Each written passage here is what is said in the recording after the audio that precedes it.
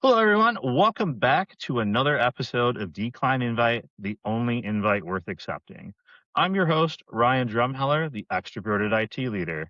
And today's episode is one that I think a lot of businesses are completely underestimating right now because while everybody is still focused on traditional SEO and old school marketing tactics, AI search is already changing how people find businesses in real time. So, joining me today is Richard Hickman. Richard is the founder of Peaked Consulting, a marketing and CRM agency helping high ticket coaches and consultants turn expertise into scalable businesses instead of just another hustle. Before marketing, Richard actually built and exited a cybersecurity and digital forensics firm, which gives him a very unique operator perspective on systems, business processes, growth, and what actually scales in the real world. Today, we're talking about why so many businesses plateau, how AI search is changing customer acquisition, what AEO actually is, and why businesses need to rethink how they show up online before they get left behind. So, Richard, welcome to Decline Invite. It's great to have you. Awesome. Thank you so much. I'm happy to be here. Absolutely. So, one of the first things we like to do is just to go into a little bit of icebreaker questions. So, before we jump into the AI in marketing, was entrepreneurship always the goal for you? Yeah, I started businesses when I was even a kid. You could call them businesses, right? I was hustling on the side, doing things with computers and cybersecurity that probably don't want to admit on camera, and selling that kind of stuff to other students. We'll kind of leave it at that. And I was always a hard worker. My dad taught me the value of hard work, and that good things come when you work hard and put time into it. So even when I was still in college and going to school for the cybersecurity and forensic stuff, I was starting my own business on the side doing data recovery, because it pairs so well with forensics. Essentially, forensics is data recovery, but with that forensic edge to it, and testimony, and writing reports and all that. Where data recovery is the same exact thing, you're just doing it for the consumer that lost their pictures. So that was kind of my first real business, was my data recovery business when I was in college, and it's kind of just gone from there. Yeah, very awesome. And yeah, going back to those things that shall not be spoken about, I can kind of guess I did the same things in the same vein, probably. Yeah. But yeah, I mean, computer science, anything computers related, and I'm looking forward to some of the topics here on just the forensics and cybersecurity piece, which takes me right into what originally pulled you into cybersecurity and digital forensics.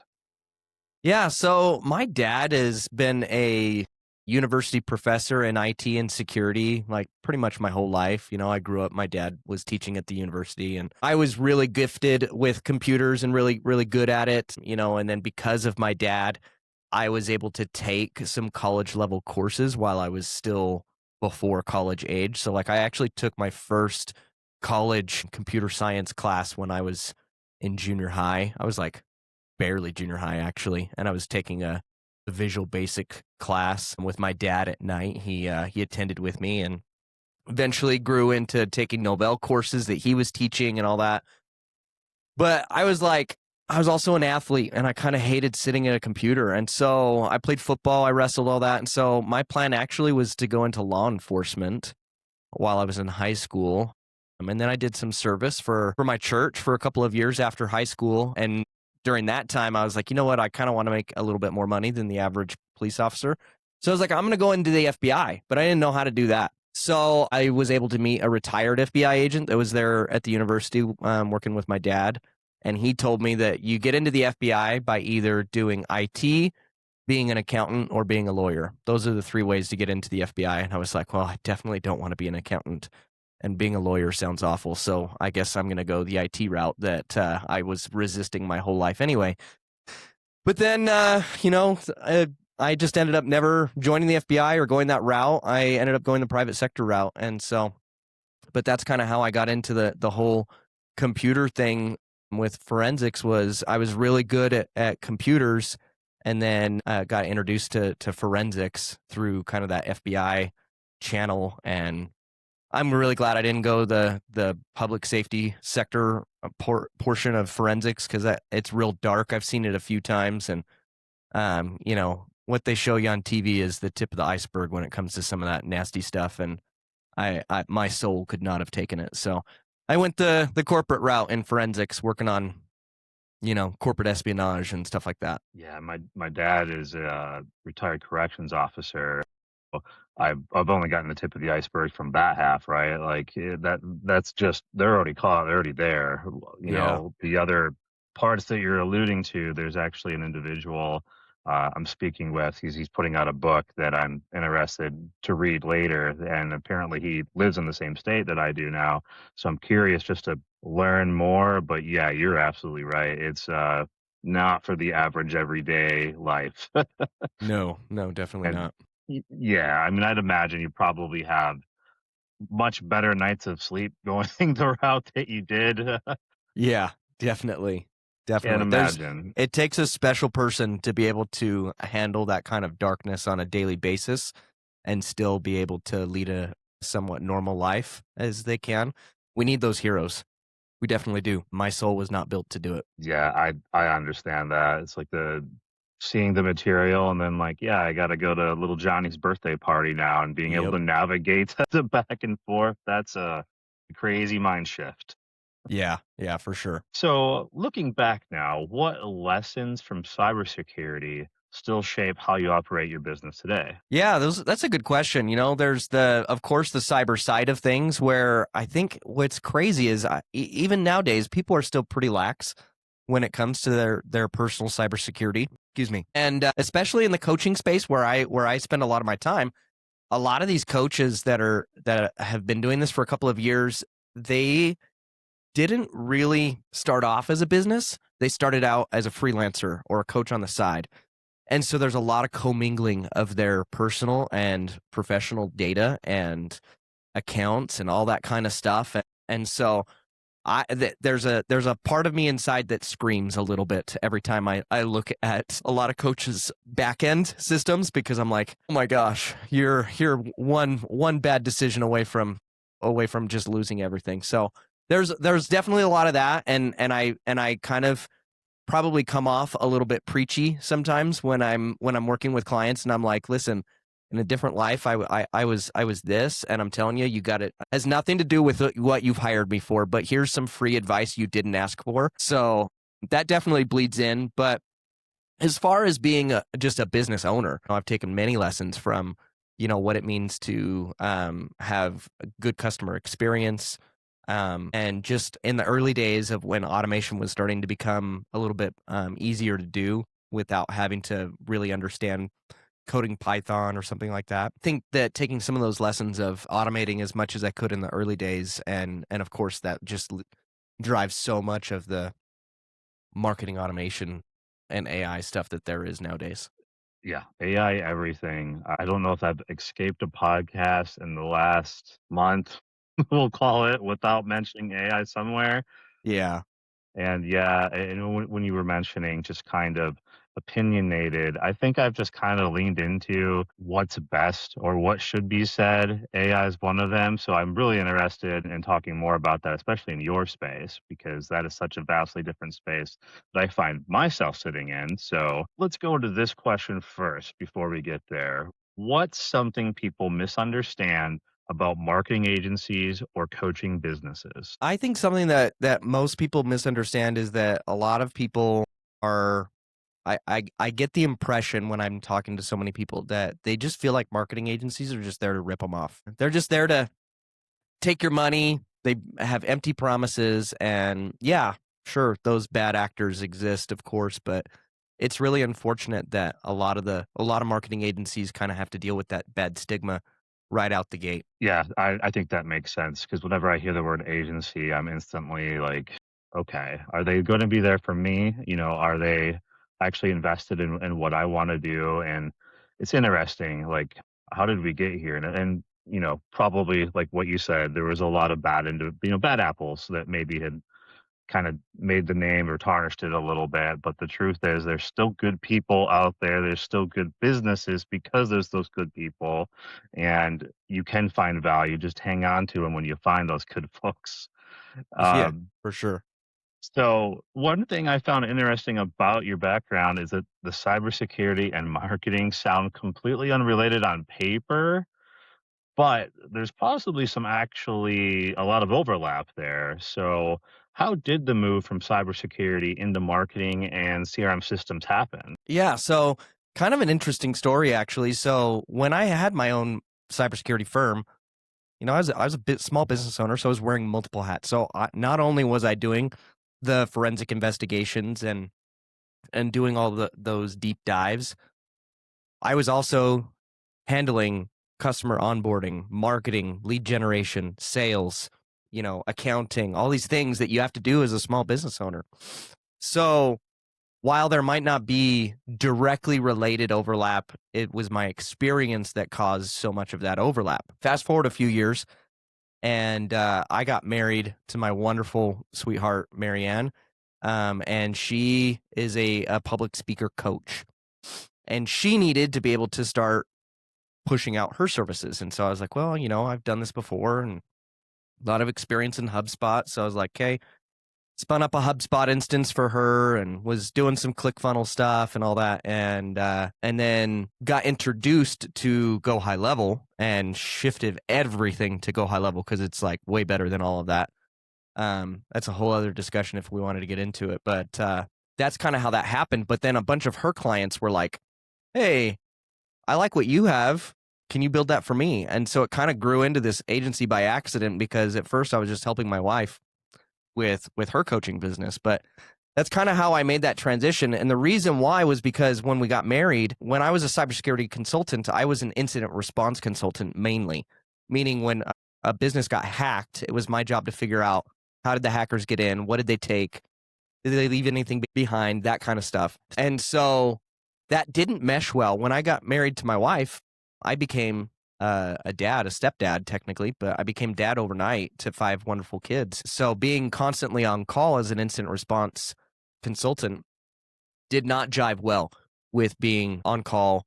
Didn't matter if there was a karate tournament or a dance recital. If someone got hacked, I had to get on the phone. And so I kind of stepped away from cyber because I wanted to be there for the kids and for my family. So that's when kind of I started doing this stuff for my wife on the side, and we were trying to figure out what I was going to do. And then this kind of just happened by accident. And I'm really loving it because I have this peek into the world of coaches through my wife as a coach, and then also all this experience hands-on as an actual operator doing this kind of stuff. So it worked out really, really well. I like that the stories that tend to end up being the best or tend up being the ones that actually work in the end are the ones you just kind of fell into. Uh, Yeah, and it's like exactly. there wasn't really a plan, that was never, where I wanted to go, or not a thought, or at least put it that way. And then it just kind of happens. And then, yeah, as you're describing already, you're enjoying it. You're finding a lot of tie-ins from your history that you can tie into this and actually help individuals along the way while you're actually doing your new business. I think that's one of the best parts of your story and best parts of the journey, honestly. And there's a lot more to come, hopefully. Definitely. So, what patterns did you start noticing inside coaching and consulting businesses when you started working with them? Yeah, so I found a lot of them are solopreneurs, freelancers on the side. Some of them kind of find a lot of success through a lot of referrals, and then they kind of hit a ceiling because referrals only go so far. If you're relying on referrals, you're relying on the generosity of your customers in order to grow your business, and that's not any way to really scale a business.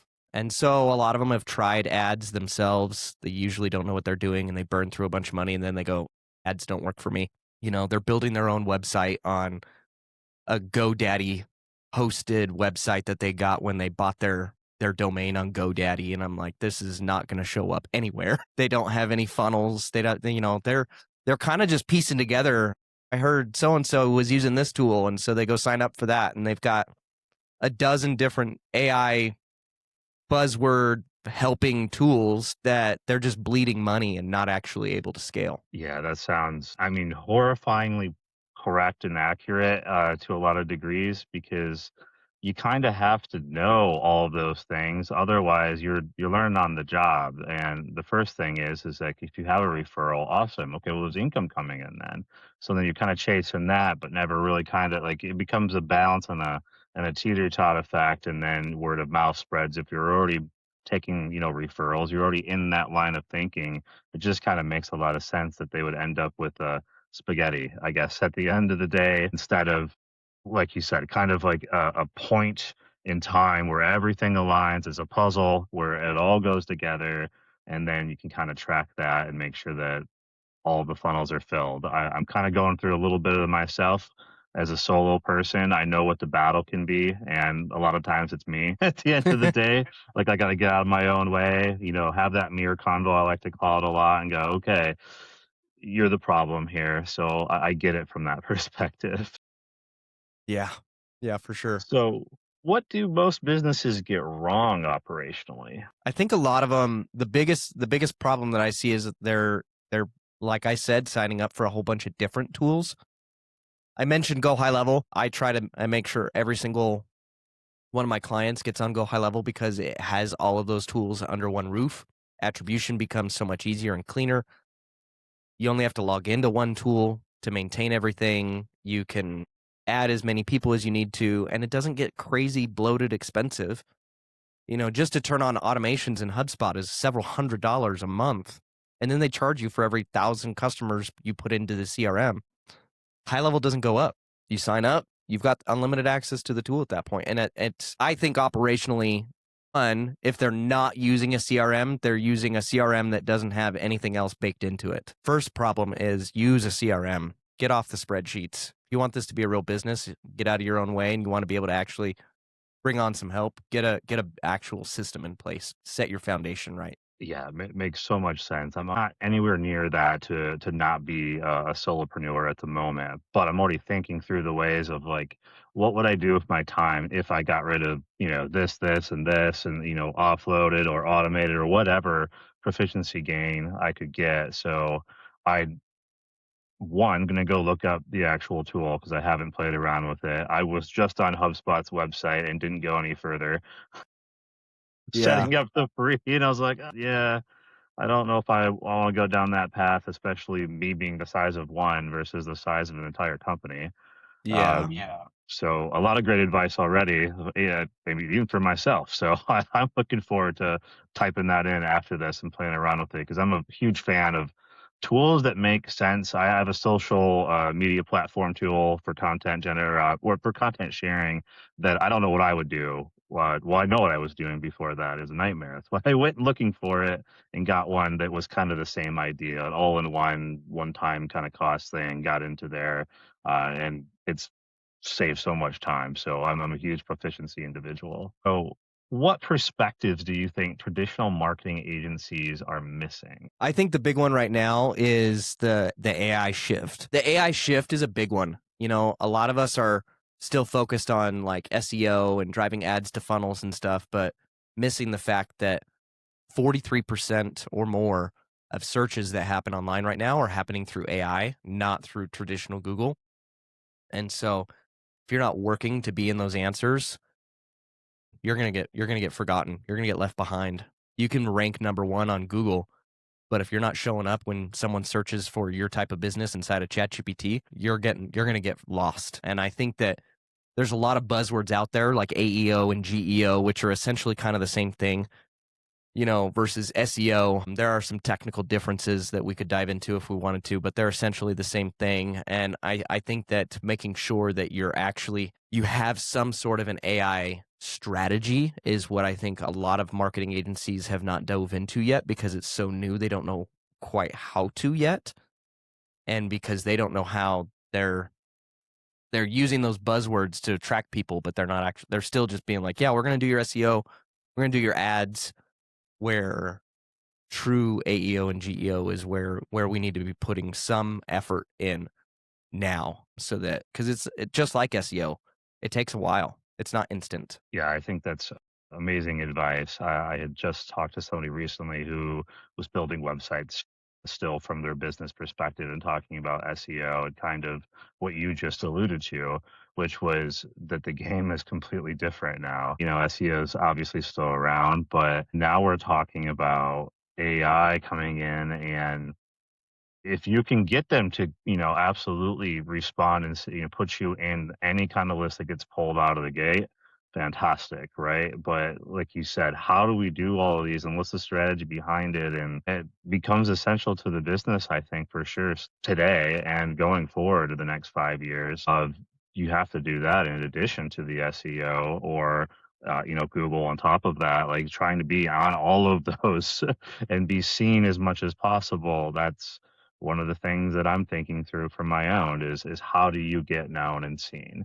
And then the harder part is over for me. Like, get me in a room, have a conversation. Hopefully for those businesses sell their products, be able to sell their services, becomes a game changer if you have an audience. And if you got to find the audience, well, I can guess where that goes, which is lining me up for my next question, which is, why do so many coaching businesses stall before scaling? I think a lot of them stall because if you're a coach, usually you're pretty type A. A pretty type A person needs to be in control and has a hard time letting go of things. Ironically, usually the things that they're struggling with, the things that they're coaching on, right? They need their own coach. But I feel like a lot of them, because they've tried a couple of times, been burned. They're trying to do everything themselves, and they're just too afraid to pull the trigger. They're afraid to spend money to solve a problem a lot of times, or feel like they're not able to. I've been there before myself in my business where I'm like, I need some help, but I can't afford it. Well, I just got to do it anyway. I signed up for a coaching program once where I gave them literally every dime I had. When I was on the phone with them, I was like, okay, I can't pay you till Monday because I got to wait for accounts receivable to clear, and then I'll have the money to pay you. But it was the best decision I ever made.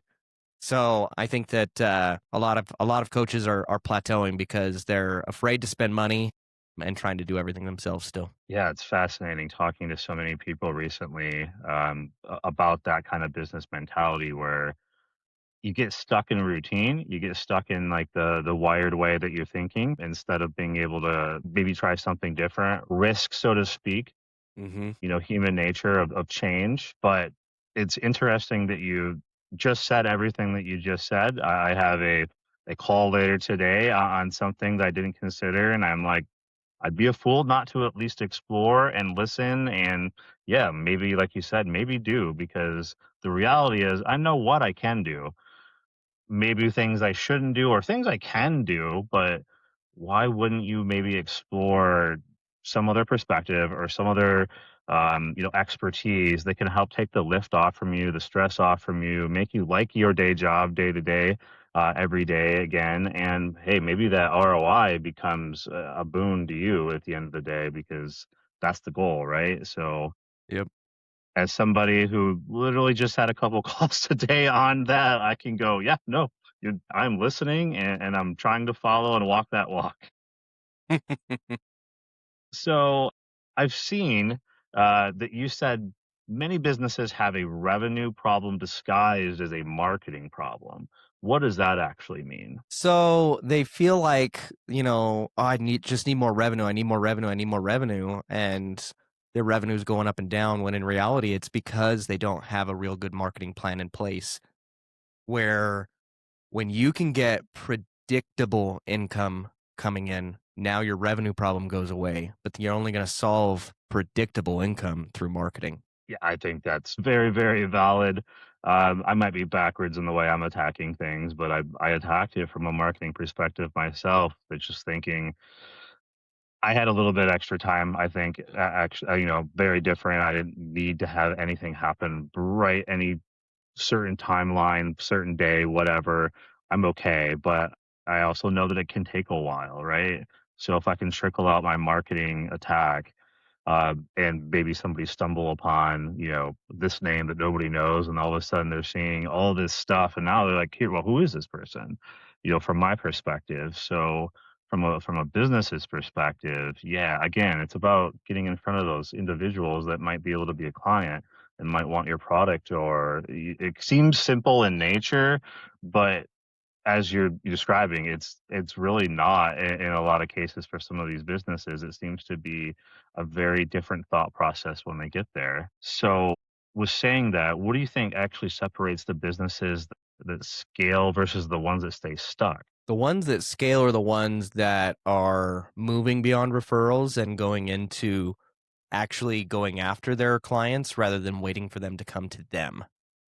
Right? They're either really heavily going into affiliate marketing to ramp up that referral, or they're going into some like cold calling, cold emailing, cold acquisitions, or they're doing some paid ads, that kind of stuff. That's where you really start to scale. And it takes some time, takes some money, but that's when the real scaling and growth can happen. Yeah, I mean, just from what you're saying there, and from what I've been looking into and planning, and just I went into it planning that it was going to take time, but I think you really do have to make sure that one, you have the plan, like you're referring to, but then really understand that some of those endeavors might not pay off right away, but that a funnel can be pretty big, right? Like, so not all of the things are going to be immediately, and some of those things you want for later as well. And that may be a hard thing to, absorb if you really need it in the next 30 days or whatever it is. That's probably a different plan. I guess I would say, there would be different plans of attacks. So this is going to be a part where I admit AEO, right? So for the people that are hearing the term for the first time, I will admit when I looked this up and I'm like, did I have a typo? And then I thought about it. I'm like, I bet I have an idea. But for those people that are actually hearing the term for the first time, what exactly is AEO? Yeah, so you've got traditional SEO, which is search engine optimization, right? We're trying to show up at the top of Google. AEO, and sometimes referred and used interchangeably with GEO, is answer engine optimization or generative engine optimization, meaning how do we show up in ChatGPT and other AI platforms, right? But those answer engines, how do we show up in Gemini at the summary? When you go to Google now, there's a summary written by Gemini at the top. That's the answer engine. ChatGPT is giving you an answer. Perplexity, Claude, you want to be building your website in a way that those answer engines are able to find you and include you as the sources cited in its answer. Yeah, and I think the important thing is this is totally unavoidable at this point. Just over the weekend, I was traveling to somewhere and my Google, GPS or whatever changed over all of a sudden, like mandatory into Gemini.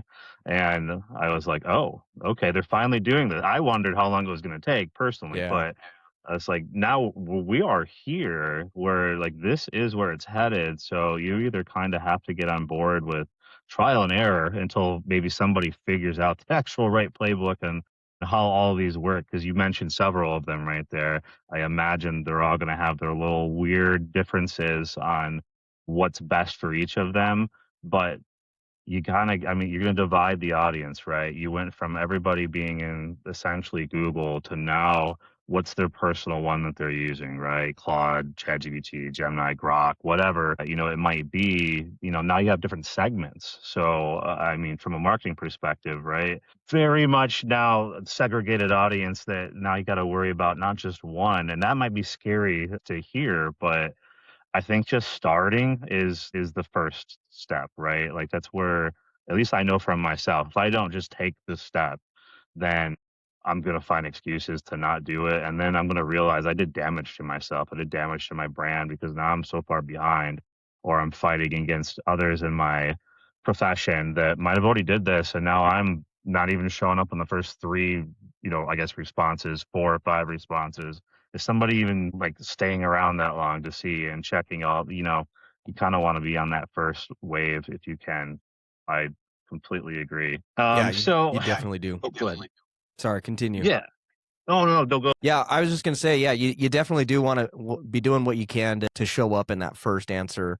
There's not very many people, like you said, who are being like, okay, give me a couple other options, right? There's research coming out now saying that people are trusting their ChatGPT AI agent more than their therapist and sometimes even more than their spouse. And so if you can get someone that has that level of trust to then recommend you, right? It's almost like going to your best friend and saying, which one of these should I buy? And they're like, I've done the research already for you. Don't worry. This is the one. Like, you're going to go buy that one, right? And so we've got to get in with who is now everybody's best friend, and that is their chat. We've got to get in with them. Yeah, I mean, so many things you just said that are so scary, but It at the really same is. time, It's terrifying. It's absolutely terrifying, but it's the world we live in now. yeah, I mean, marketing's always been, about psychological study in a way, right? Like what's attractive to a user, right? Like this button versus this color versus whatever it's been. So this is kind of no different to me in a way. It's different, but it's, another part of that journey where it's like, oh, okay, so now I have to think about it like what you just described from that point of view of I was sitting in their shoes and I pulled up page one of Google, right? Would I click page two? So in terms of AI, would I ask it again to give me more options? Or would I just go look at those initial options? And if you're not fighting to get into those spaces, well, I don't think I'm going to see you on page 10 of Google looking through everything. So Yeah. it's such a valid point.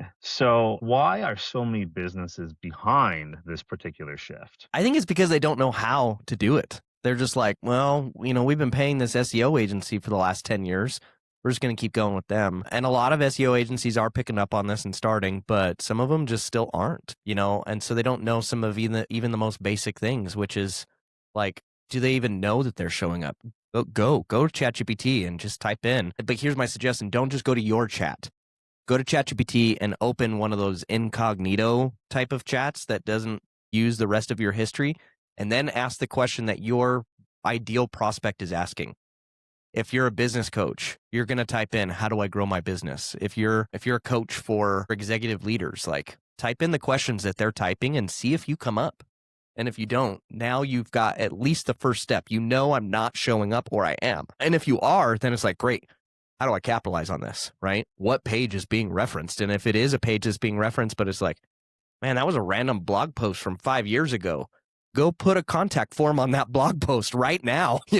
Go capture some of the people that are probably visiting that page right now. So those are just some of the things that we just need to start doing is think about it from that perspective. I mean, that's all great advice for sure. That's kind of what I'm hoping for. Some random things out there, and like, yeah, what you just said, perfect. That's a funnel. Come on in, like, let's have a convo. Mm-hmm. So outside of those particular things, what should businesses be immediately doing to stay visible in all the AI tools? So I think some big ones are making sure that, and this has been taught in the SEO world for a long time too, is the content management system that you choose really does matter. I just said a few minutes ago, I'm a huge fan of Go High Level, but if you really want to rank well, probably shouldn't be building your whole website inside of Go High Level. You need to go build a professional website inside of WordPress.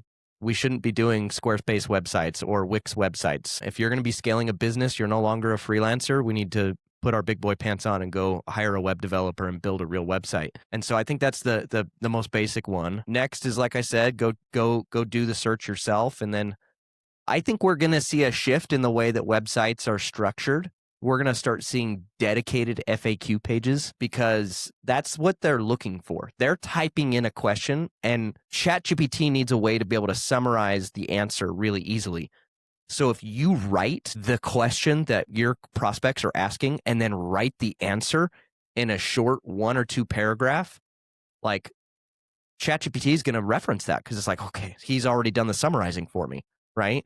And so I think having a dedicated page with just a list of all of the 30 to 50 questions that your clients are asking and then their answers written in 1 to 2 paragraphs is going to make a huge difference for getting found in AI search. Yeah, I didn't even consider that, and I'm already making a note for my own page. And you're absolutely right. That makes so much sense when you say it that way. And I'm a big fan of FAQs anyway. It's just for, can I quickly find something? But Yeah. especially the way the AI works, like that is verbatim, like what it would be good for. So Yeah.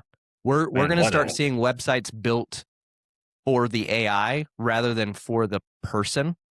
Right now, we're worried about, does this look good? Is this formatted right? Where I think the future of websites is going to be more, how do I make this the most easy for ChatGPT to summarize and reference? Because, well, like I said before, most of these searches are happening in chat. They're not even clicking sometimes. They're just, all they do is read the summary that AI gave them. They don't even click on the things. So you've got to write your content in a way that not only answers their question, but then leads them to wanting more, so that they do click on your page, but then they click on it and there's still an easy way for them to opt in and join your funnel. But we've got to be writing all of our content in a way that AI is attracted to it, not just humans. I mean, that right there is some of the best advice that anybody could ask for at the moment. So again, starting now, if you're not, and I can't say that I feel comfortable about mine, so I need to go do some work probably this week to feel a bit better about what I just learned. And with that, let's go ahead and hear from our sponsors. Hello, everyone. Ryan here from Stellarhorn. Let me take a quick second to talk to you about something I see all the time. Most businesses don't actually have a technology problem, they have a leadership problem. They've got systems, tools, even teams in place, but no clear direction, no strategy, and no one connecting technology to the business. That's exactly why I built Stellarhorn Group. I help organizations through fractional CIO leadership, advisory, and project-based work, bringing executive-level technology leadership without the full-time CIO cost. Whether it's strategy, cybersecurity, AI governance, or leading critical initiatives, it's about helping you make better decisions, reduce risk, and actually move forward with confidence. If that sounds like something your organization is dealing with, please reach out. Let's have a conversation. Stellarhorn Group, rare leadership, real results. Technology leadership without the full-time CIO cost. Now that we're back, one thing I hear from entrepreneurs is that they want freedom, but they then accidentally build businesses that completely depend on themselves. What does a scalable business actually look like operationally? So operationally, I'm sure a lot of your listeners have heard of the 2-week test, right? If you can't step away from your business for 2 weeks and have it continue to grow, not just be maintained, but continue to grow without you, you're still kind of a freelancer. You haven't built a business yet.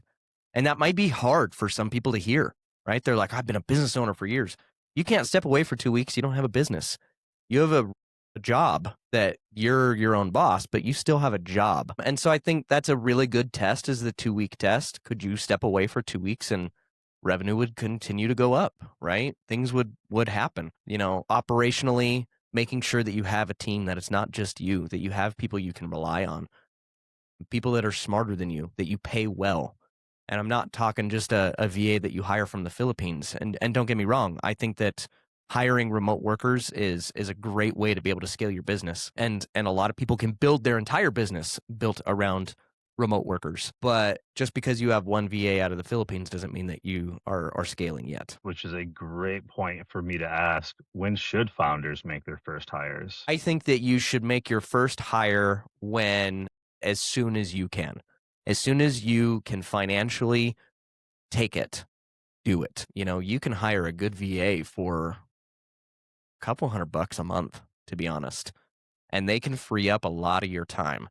If you can hire a VA, say you're a coach and a lot of your business is derived from being on Facebook and commenting and DMing people, you could hire a VA to do that for a couple of bucks an hour and free up 20 hours a week.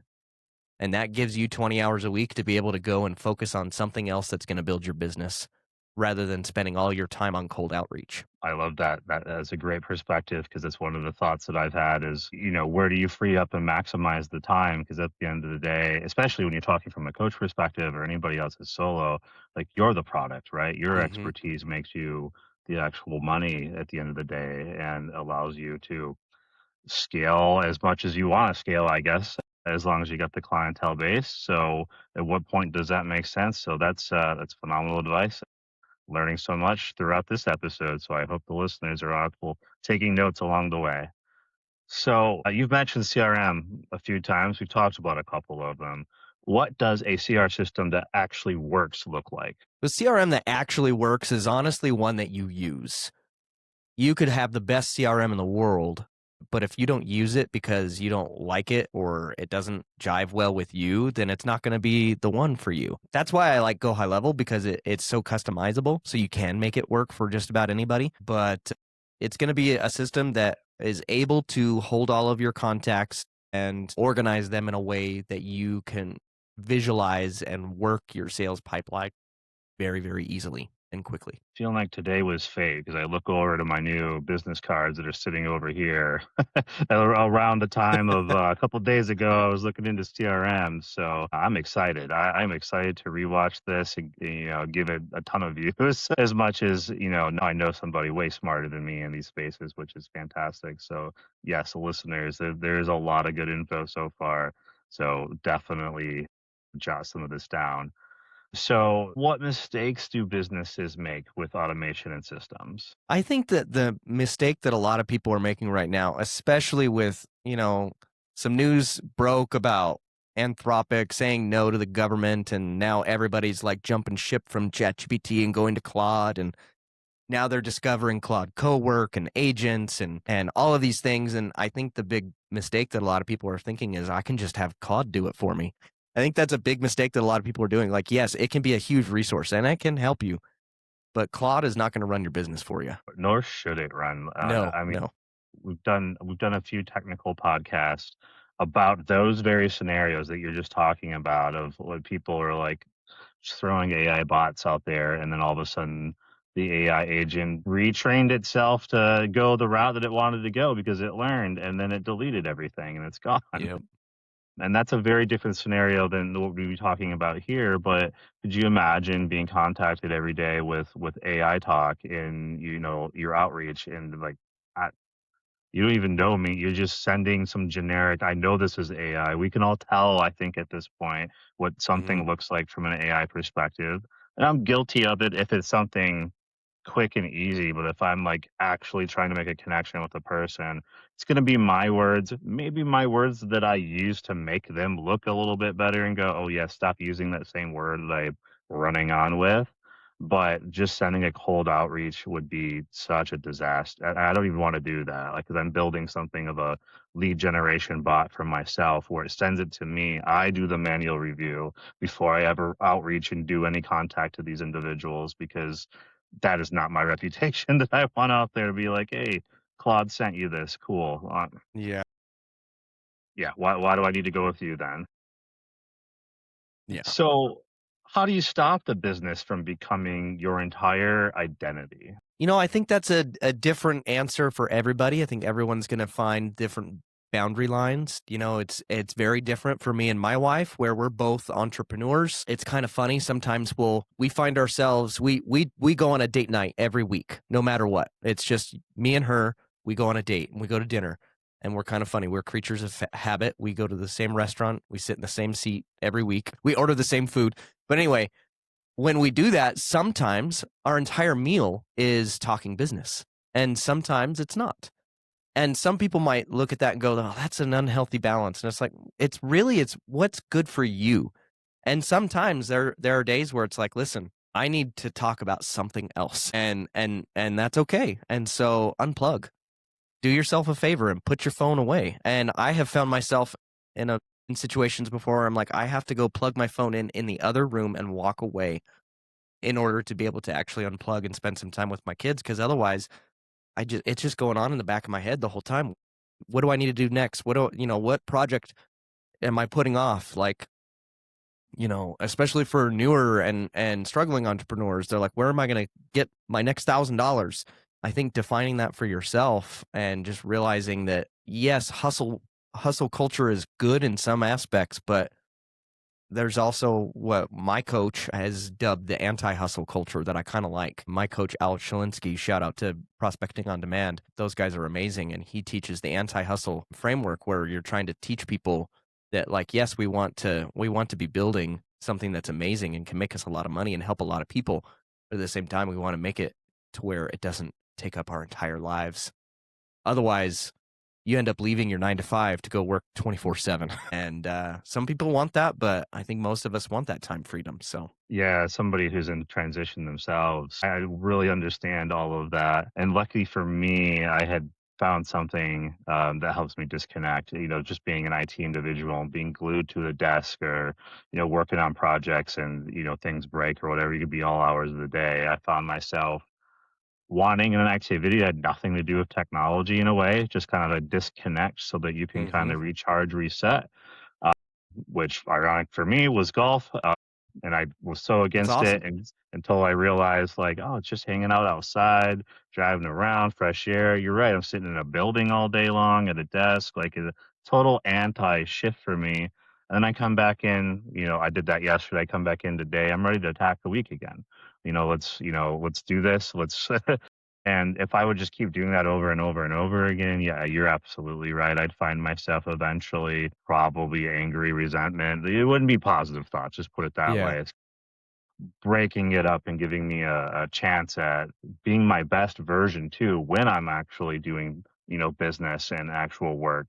That's important as well. I preach that, as with any teams that I have, as well as I want you're better at 20% than you were at 120% for me, right? So, like, go do something, recharge, and come back, and now we're going to be Yep. successful at that point. So respect that and totally get what that is alluding to. So, how has your definition of success changed over time? That is a great question.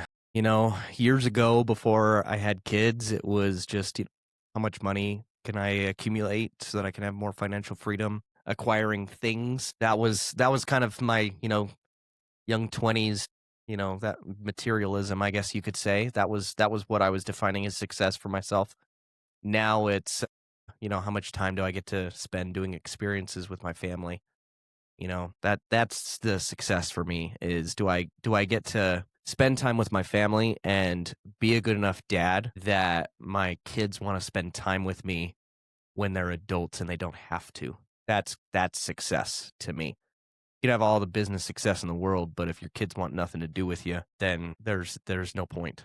Yeah, no, and I think we've definitely seen some of that trickle from some of the tech individuals out in the space that I Mhm. won't reference. But yes, we've absolutely seen not that. And you're right. You want to be wanted, you want to be loved, you want to be whatever that is in particular to you, that is meaningful at the end of the day. And I think some of what you just said is a little bit of maturing along the way, because I've absolutely done all the same things. Oh yeah. Uh, so what kind of advice would you give to entrepreneurs that are trying to scale without burning themselves out? I would say, try and use AI where you can to supplement and help you, and make sure you build those systems that you can hand over tasks and delegate. That's the big thing, is delegating. And for me, it was really hard for me because I was like, I can't find somebody that cares about it or will do as good a job as me. And you never will. You never will. But if, like, I remember I was listening to a podcast from Alex Hormozy one time, and he said pretty much, you'll never find someone that's 100% you. But think about this. If you were to hire 3 people that were 70% you, that's still 210% compared to your 100%. So don't be afraid to delegate to somebody that maybe isn't quite up to snuff to be able to fully replace you, because yeah, those 3 people are going to get more done than you would by yourself. So don't be afraid to delegate and build the systems in a way that you can delegate it in the future. I think one of my favorite business books for beginners is called The E-Myth, and it talks about building your business in a way that you have separate hats and separate functions, and it's like you're trying to work yourself out of each one of these. In the beginning, your org chart, you are every person in the org chart, but build your business in a way that as soon as you're able, you can be like, hey, I'm hiring for position A, and I already have all the SOPs, and I already have it because you built it. When you were doing it, you documented it. Absolutely have heard bits and pieces of each of those great pieces of advice there. So I've let that be my weight in the back of my mind, which is why it's so great hearing some of the things that you're putting out there.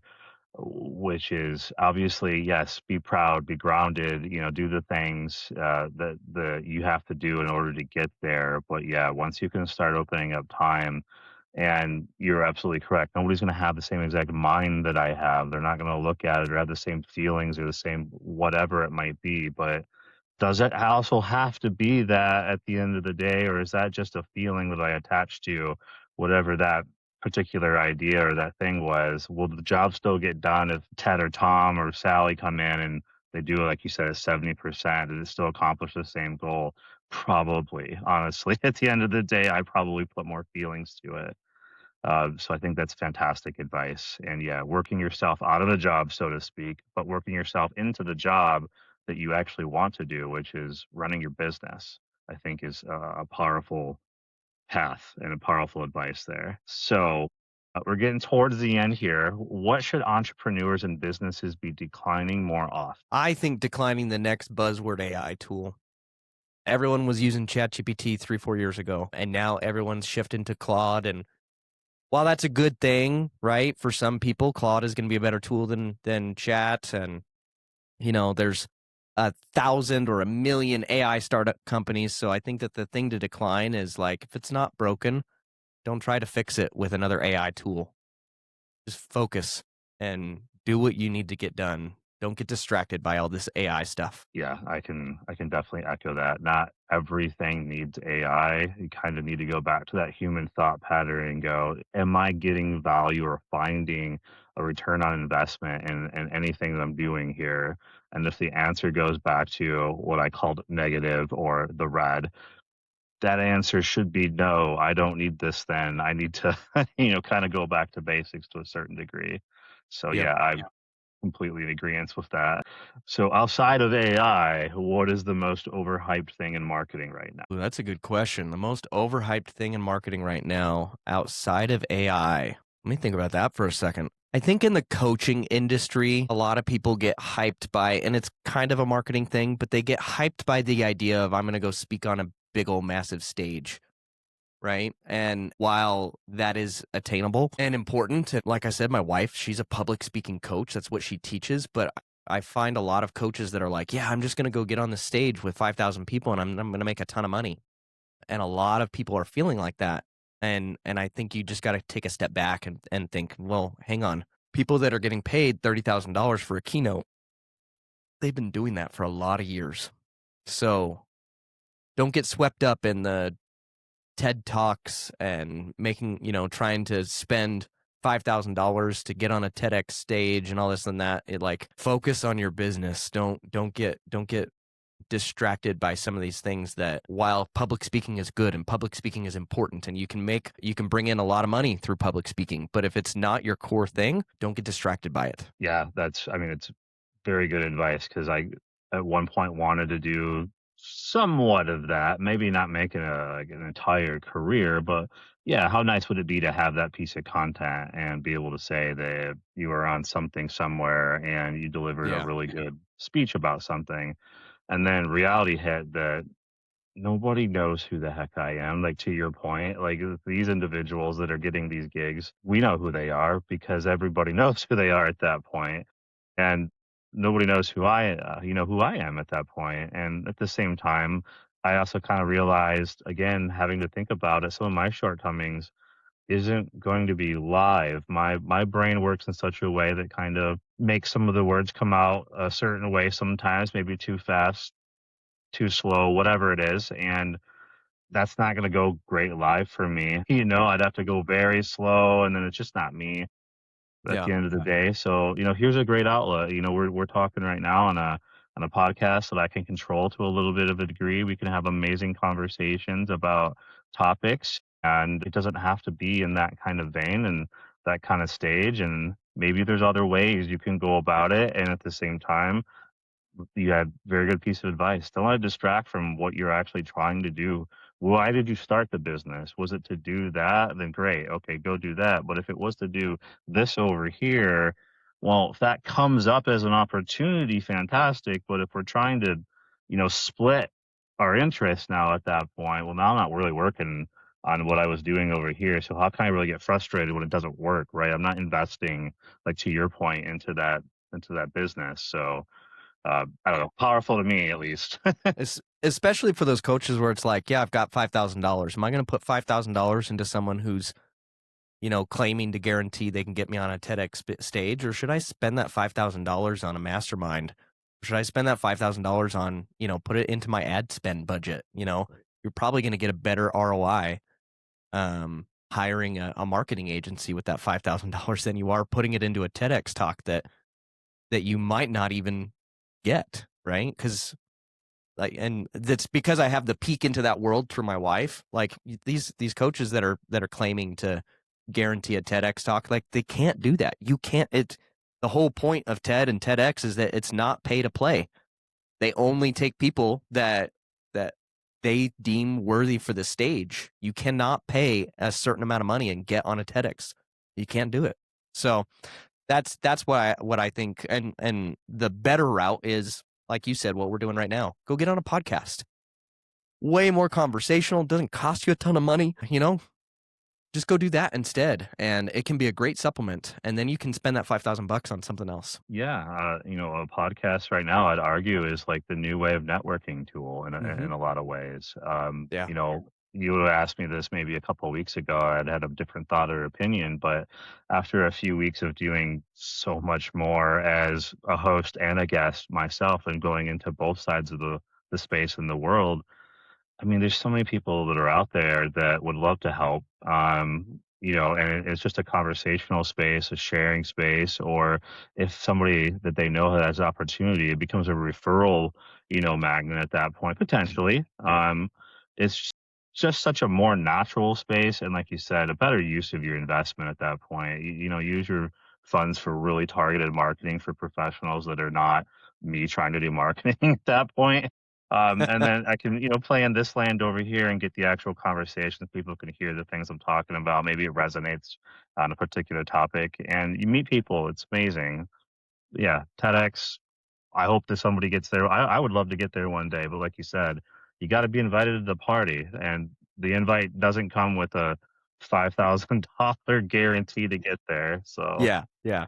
And you can apply. Don't get me wrong. Like you go apply. That's how you get there is you apply, but you can't apply and give them 5,000 or 10,000 or whatever and be guaranteed the spot. You're sitting there even with every single other person that has applied. not the old school restaurant days of tipping, Yeah. 100 in the handshake there. Yeah, that's right. So, couple more questions and we'll get you on out of here.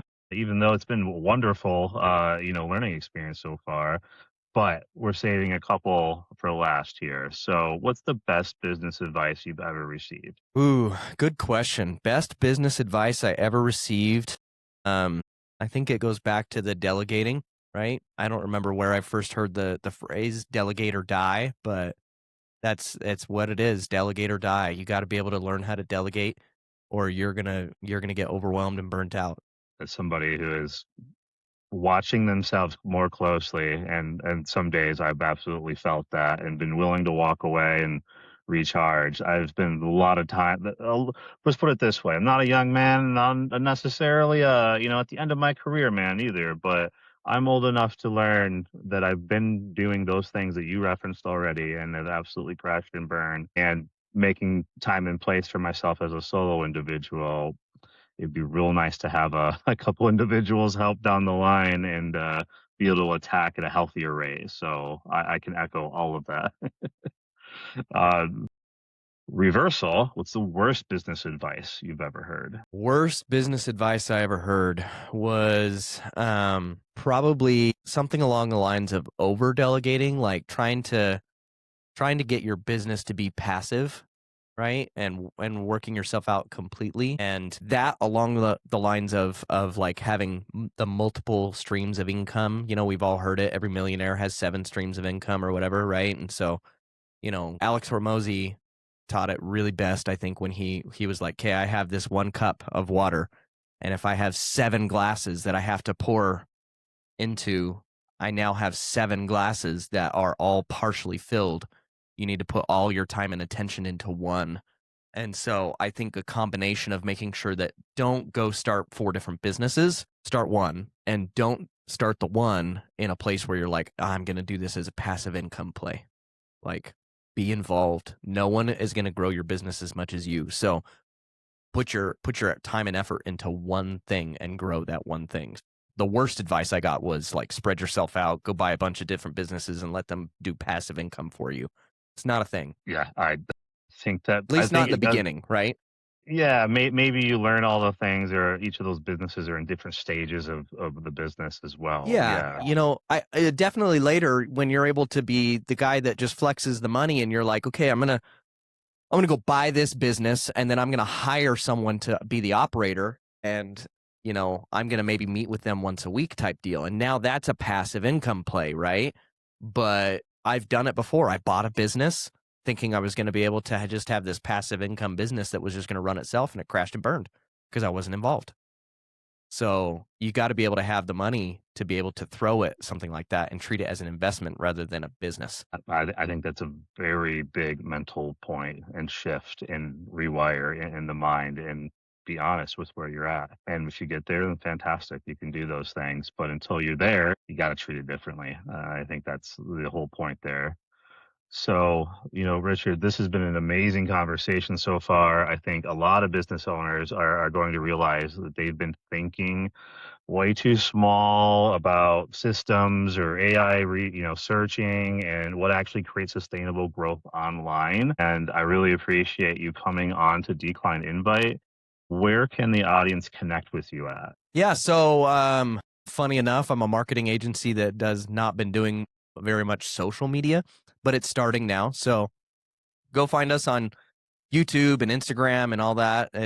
Just go find us, look us up, Peaked Consulting. And then we're starting a podcast as well called The Business of High Ticket Coaching. So look for that coming out here very soon. So, and then, I think that a great resource that I have available for everybody is if you head on over to audit.peak.consulting, it's a way for you to be able to plug in your coaching business, and it will like go and search Chat and Gemini and Perplexity and Claude, and it'll search all these things for you to see if you're showing up.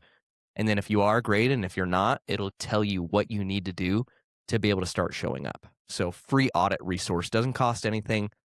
Go put your stuff in there and it'll spit you out an awesome report that you can use to be able to start your next steps into AEO. And that's fantastic. That is a great idea. And with that, this has been Declined Invite. Meeting is now adjourned. I'm Ryan Drumheller, the extroverted IT leader, and I appreciate you taking the time and being with us today, Richard. It's been a pleasure. Thank you very much. Take care.